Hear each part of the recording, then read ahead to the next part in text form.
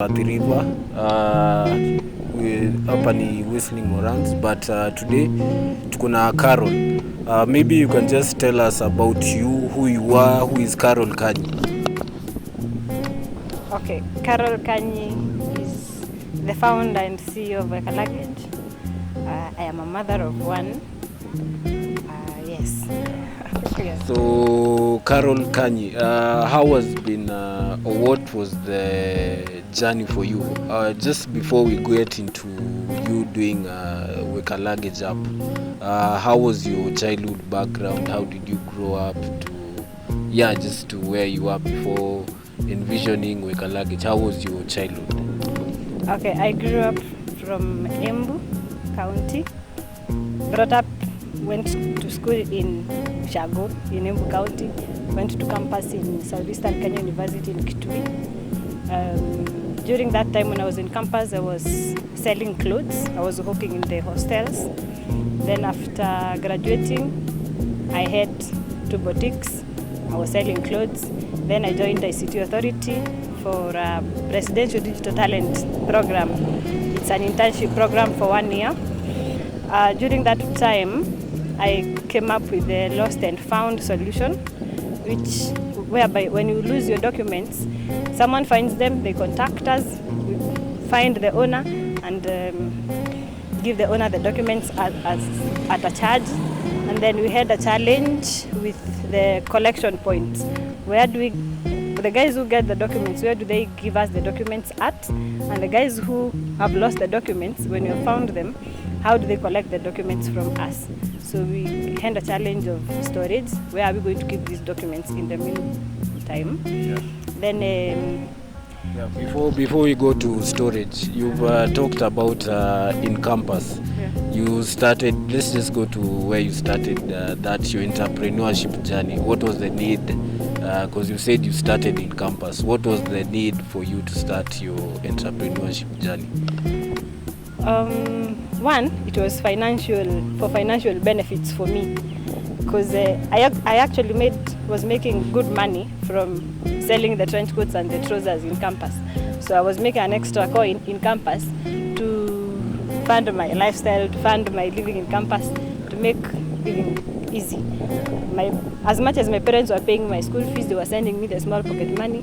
They could not meet all the needs I had as a girl. So, and then, in campus you're not that busy. You have lessons like 3 times a week, and then the rest of your time you're idle.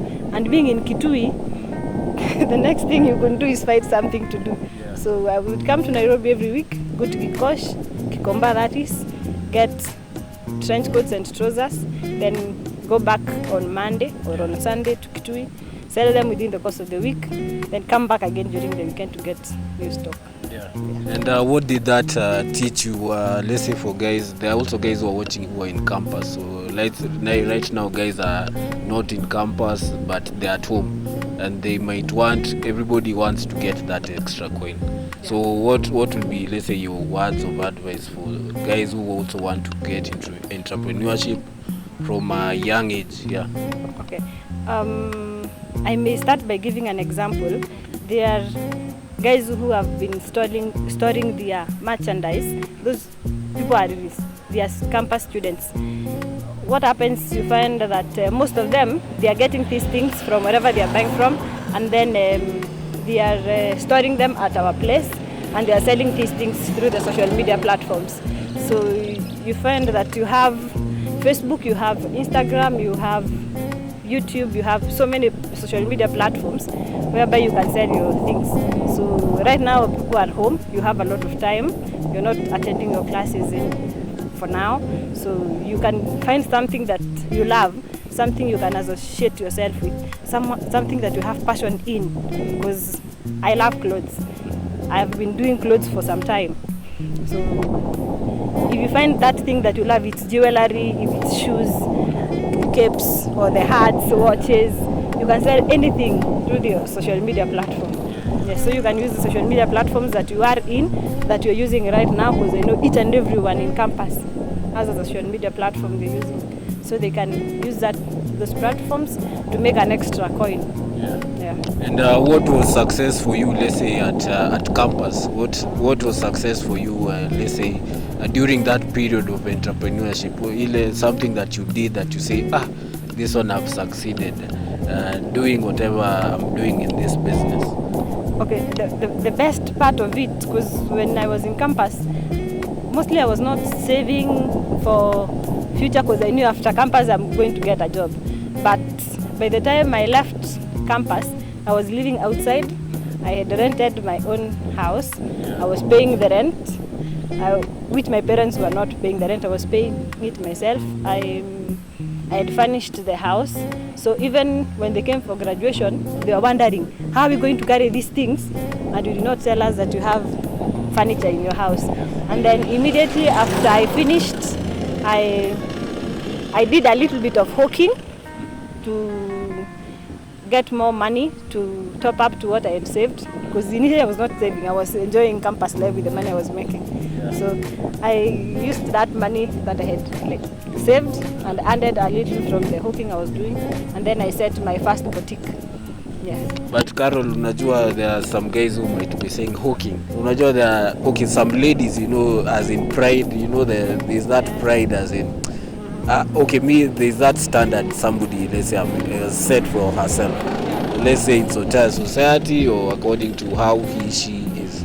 So why should somebody hawk in order to get to where she wants to be? And what was the reason also for you doing that hawking, and what did you see? What was the vision for you? Okay, from the background I come from, once you're done with campus, my father tells you, wait after job, I've paid the school fees, I've given you what I need to give you as a parent, but I will help you where I need be.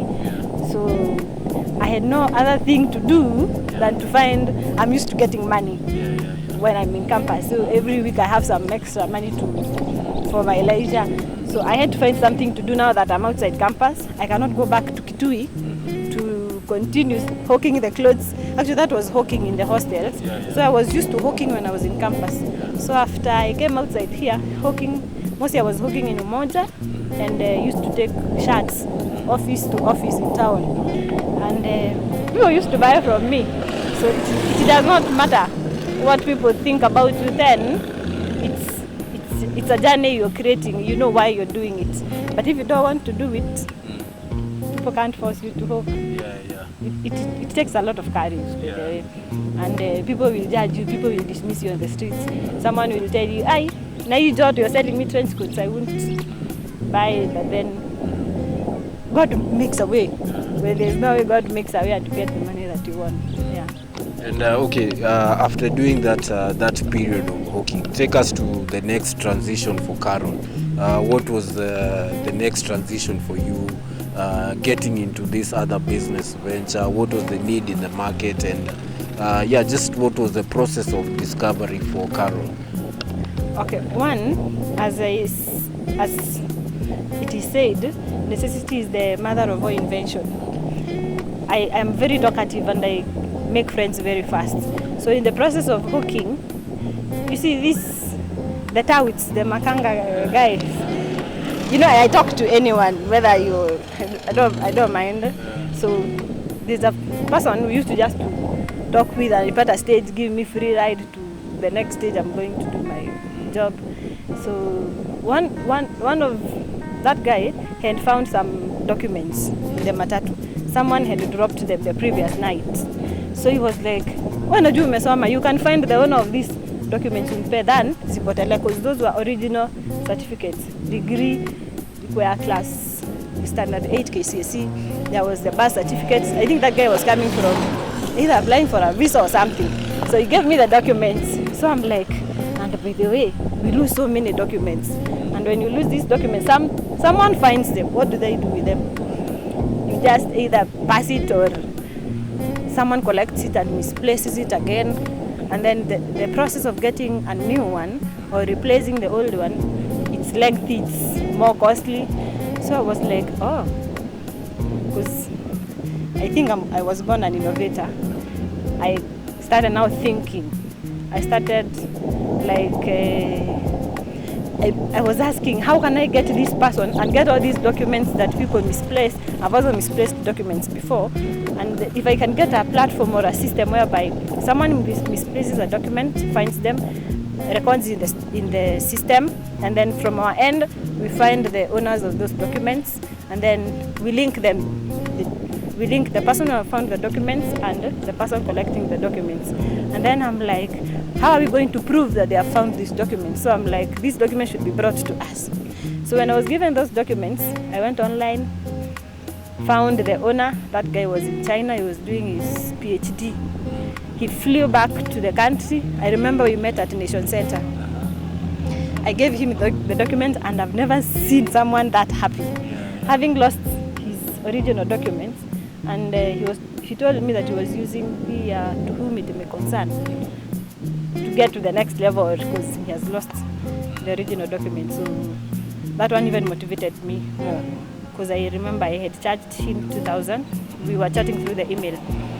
So when he was sure that I have his documents, he gave me 5,000. I was like, wow, kumbe I can make extra money with this. These people can, kumbe, when you lose your documents, you get this excited to get them back. Then I registered the company, Lost and Found Solutions. And then that's when I joined ICT Authority for the PDTP, for the Presidential Digital Talent Program. Yeah, before you went to PDTP, so was the customer satisfaction in terms of you registering or creating the system? Yeah. Did you create it before or after? And you doing it, what was did you have any prior knowledge? Because you know there are some people who think that I need to have this knowledge in order to create something. I need to, let's say, in order for me to have an app, I need to have this kind of knowledge. Maybe you can also speak about that, and you transitioning also to the PDDP program. Okay, I am a computer science graduate. I did computer science in campus. So with tech, I'm well conversant with, but I'm not a good developer. So I have someone we work with. That's my co-founder or my partner. So he's the one who is very good in developing. But with my IT background or in computer, at least I can tell how I want the system to work. I can advise on how I want the developer to develop what I have. But other than that, on my own, I'm creative. I'm just creative. I just figure things out. I even wonder whether the things I'm thinking, whether they are possible, they're just crazy ideas. Yes. So the system we created way later. Before I was just doing it manually. You get IDs, you get driving licenses, title deeds. You find me, give me the documents. I will find the owner from whichever the platform I'm using, especially the social media platforms. And that's why I encourage the names that we use in social media platforms. Sometimes they are very funny names. So you try to find someone, you found their very important document. You go to Facebook, you know, yes, this person is in Facebook, but the name is in the certificate and the name is in the social media platform. So hard to link the two. Yeah, kama you know there are people, kuna mtu anajiita maji ya mchele, kijiko ya jela, yes, such kind of names. Yeah. But speak about also the PDTP program and how was it, and how did you get also into that program? Okay, how I got into that program, they send a link or an advertisement through their radio, TV, newspaper, so that you can apply, and then you're taken through an interview process, and then the best are picked. So I was, we call it lucky. I was lucky to be picked, or I qualified to be picked as one of the trainees, management trainees. Then inside in the program, you're supposed to do an innovation challenge. You come up with innovations, and then you're taken through a panel of judges. You present your innovation, and then they rank you from the first to. The Lost and Found became number 5 then. So, but I did not give up. There was number 1, 2, and 3 who were incubated, who continued with their innovations. Then after the program, I continued with innovating. There's Lost and Found and there's Spare Keys, Kenya. Spare Keys is another idea that came when I was... After this other one? Yes. When I was now also in PDTP. This is, you bring your spare keys. If it's a company, it brings their spare keys, the cars, houses, offices. We store them. When you lose them or when you forget your key or you went to go to the office on weekend and then the person who opens the office is not there, you call us, we deliver the key. You deliver the key. Yes.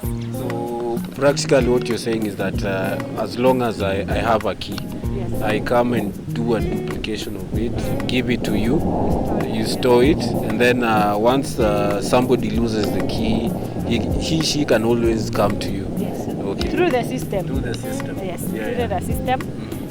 Still there, because those are modules now of Weka Luggage, the birth of Weka Luggage. Yeah. It's a long process. It's a combination of several ideas. Yeah.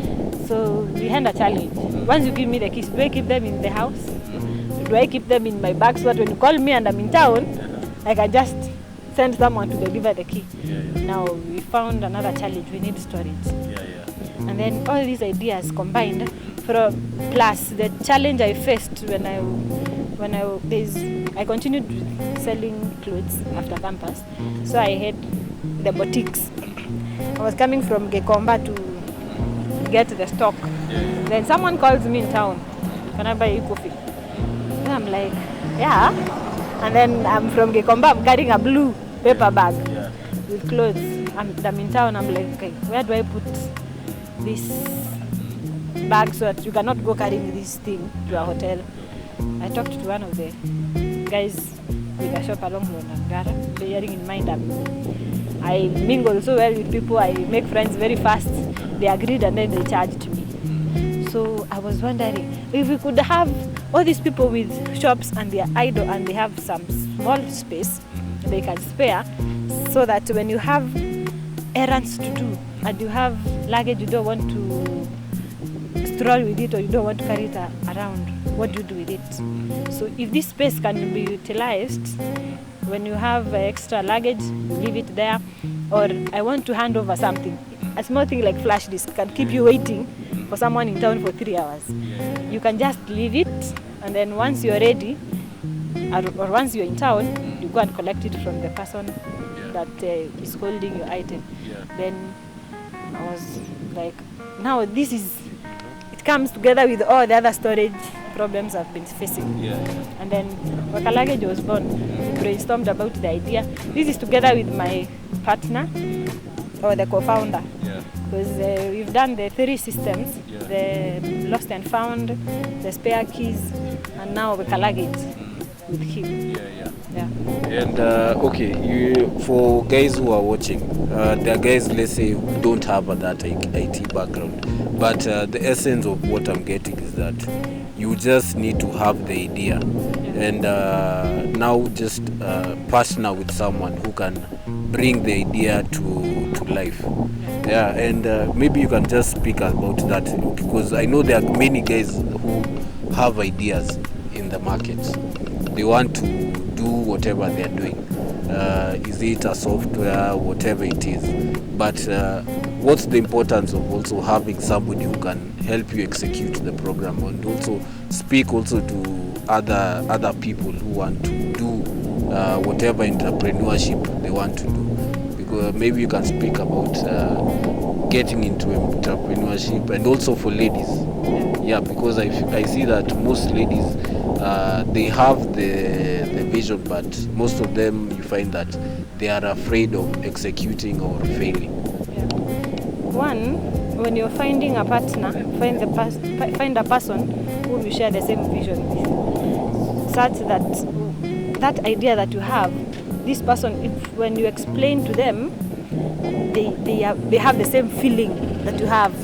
I was watching Shark Tank. What this lady was explaining, the sharks were not in the same page with her, and she started crying because she was wondering why are you not getting the gist of what I'm saying? Why can't you see the future of this idea as much as I can see? So when you're getting a partner or someone to work with, try and find out that this person is a creative person, he or she is innovative, and again, to protect your idea or to protect this person from flying or running away with your idea, sign a non-compete and non-disclosure agreement. Yes, and make sure that every decision that is made in the company, you're kind of the main decision maker. You can make the last decision, and then make sure that this person is not, I don't know how to prove that this person is not greedy. They may be having the funds. They can fund the innovation and run away with it. There's nothing you're going to do. And as you disclose your idea, I would advise people, okay, you cannot patent ideas and innovations in Kenya right now, or copyright, but you can copyright your source code. You can, if it's a design of clothes or this African design, you can patent such. So make sure that you're quick to patent and make sure that you protect your idea. Don't disclose everything.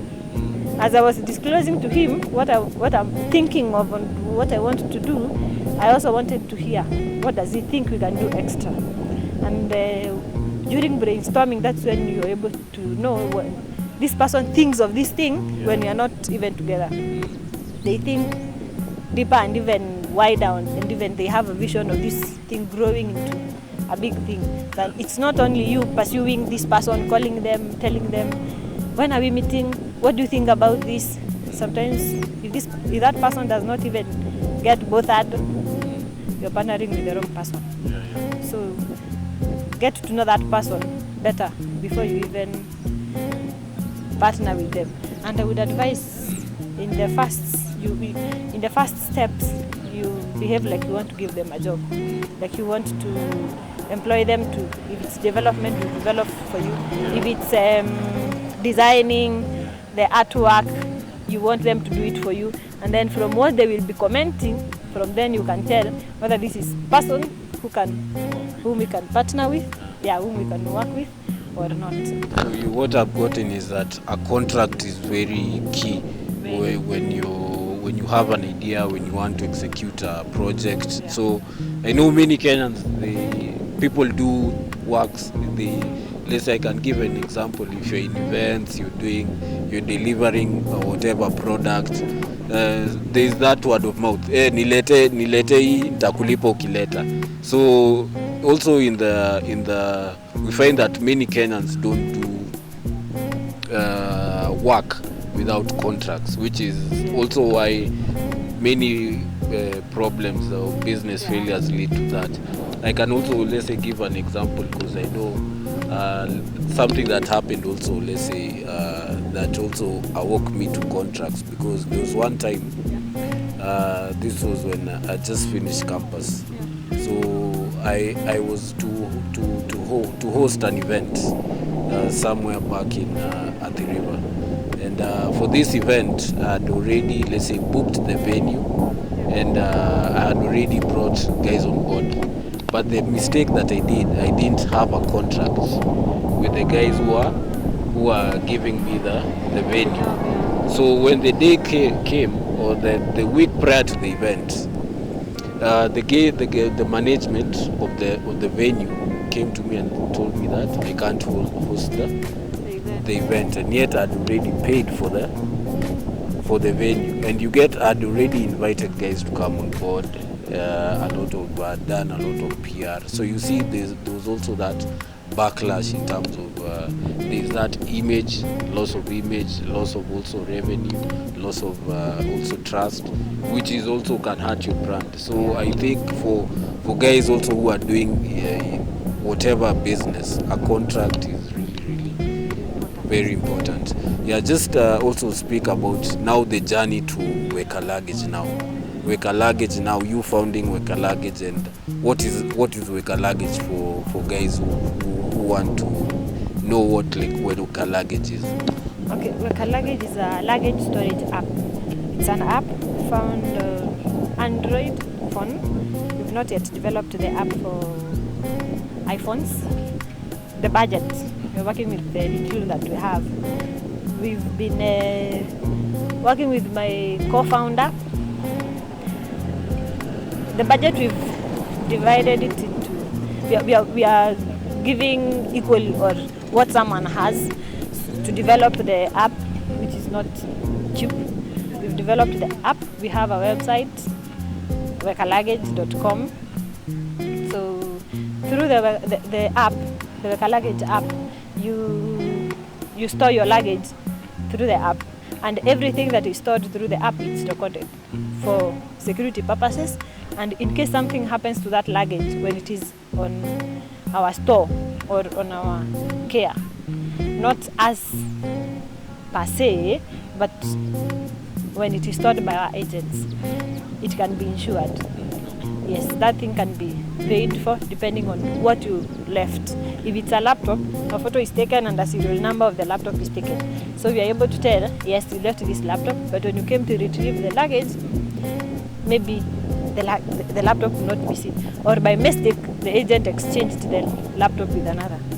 So through the records, we are able to tell, this is the person who was given your luggage or your laptop instead of being given the right laptop. So we are able to follow up. In case something goes missing, investigations are done and you are compensated.